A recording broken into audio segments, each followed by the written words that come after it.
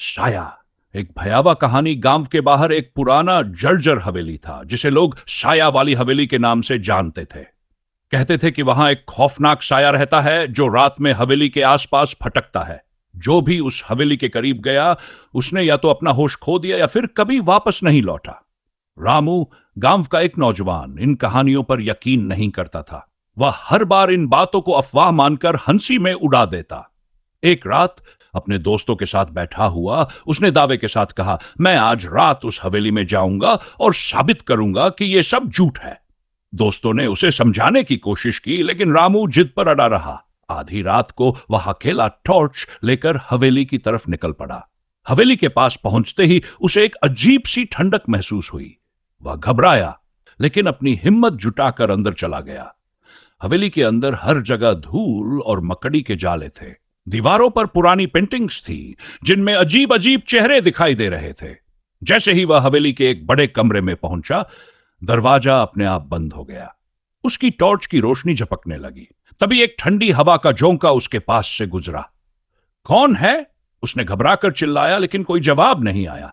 तभी उसे एक साया दिखाई दिया, एक काली परछाई जिसकी आंखें जलती हुई लाल थी। वह धीरे धीरे उसकी तरफ बढ़ने लगा। रामू के शरीर में मानो जान ही नहीं बची। वह भागने की कोशिश करता लेकिन उसके पैर जमीन से जैसे चिपक गए थे। साया उसके करीब आया और गूंजती हुई आवाज में बोला, यह जगह मेरी है। तुमने इसे अपवित्र किया है, अब तुम इसकी सजा पाओगे। अगली सुबह गांव वालों को रामू हवेली के बाहर बेहोश पड़ा मिला। उसकी आंखों में खौफ और होंठों पर साया का नाम था। उसने किसी से कुछ नहीं कहा लेकिन उसके बाद वह कभी भी सामान्य नहीं रह सका। गांव वाले कहते हैं कि रामू की कहानी सुनने के बाद कोई भी उस हवेली के पास नहीं जाता और हवेली अब भी उसी सन्नाटे और डरावने साये के साथ खड़ी है। क्या आप कभी ऐसी जगह गए हैं जहां आपको साया महसूस हुआ हो? के बाद हवेली का डर और भी गहरा हो गया था। गांव के लोग कहते थे कि जो भी उस हवेली के पास जाता उसकी जिंदगी में कुछ न कुछ बुरा हो जाता। लेकिन एक दिन गांव में एक नया व्यक्ति आया। उसका नाम समीर था। समीर एक साहसी और जिज्ञासु युवक था जो हर डर को चुनौती देने के लिए तैयार रहता था।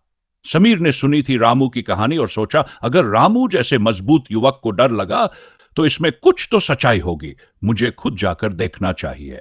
वह रात में हवेली की ओर चल पड़ा। हवेली के पास पहुंचते ही उसकी सांसें तेज हो गई और उसका दिल भी तेज धड़कने लगा।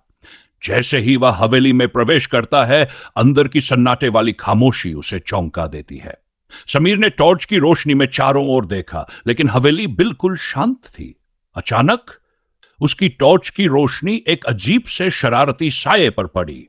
वह साया धीरे धीरे समीर की ओर बढ़ने लगा। समीर ने डरते हुए पूछा, तुम कौन हो? लेकिन साया बिना किसी शब्द के पास आता गया। उस साये के करीब आते ही समीर को कुछ बहुत अजीब महसूस हुआ। उसकी आंखों के सामने कुछ पुरानी तस्वीरें आ गईं। वह तस्वीरें हवेली के पहले मालिक की थी। वे तस्वीरें एक महिला की थी जो बहुत सुंदर थी लेकिन उसकी आंखों में एक खौफनाक रोशनी थी।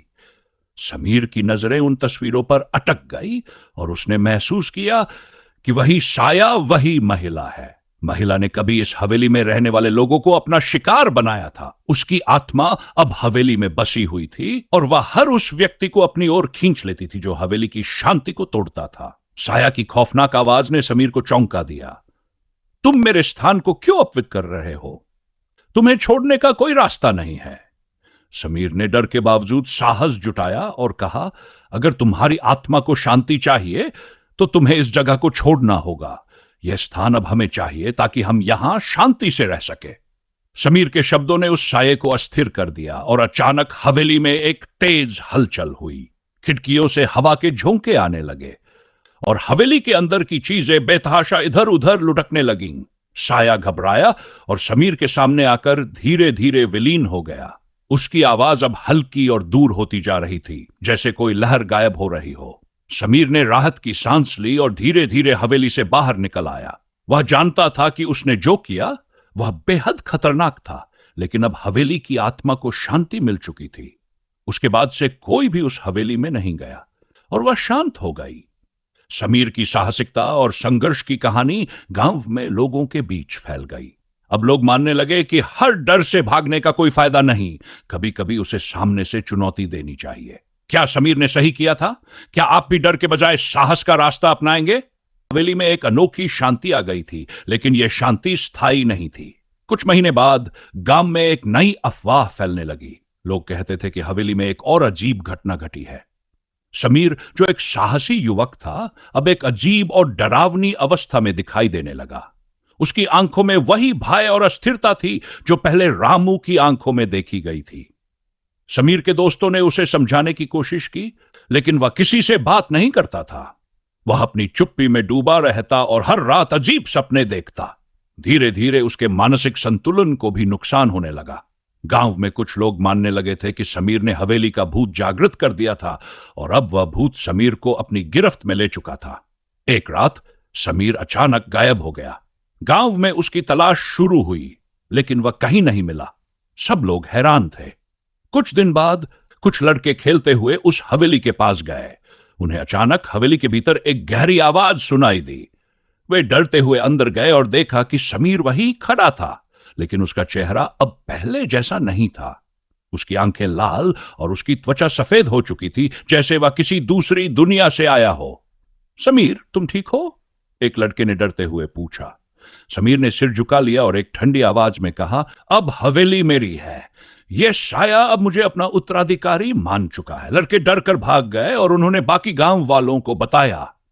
लेकिन जब गांव वाले वापस हवेली पहुंचे तो समीर गायब था। अब उसे सिर्फ हवेली के भीतर से गूंजती हुई आवाजों के रूप में महसूस किया जा सकता था। गांव में अफवाहें फैलने लगीं कि समीर को हवेली ने अपना नया संरक्षक बना लिया था। कहते हैं कि आज भी हवेली में समीर की आवाजें सुनाई देती है।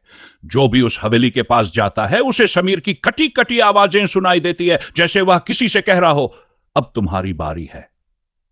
हवेली अब एक और रहस्य बन गई थी। उसकी साया फिर से जीवित हो चुकी थी और वह न केवल रामू बल्कि समीर जैसे लोगों को भी अपनी गिरफ्त में ले चुका था।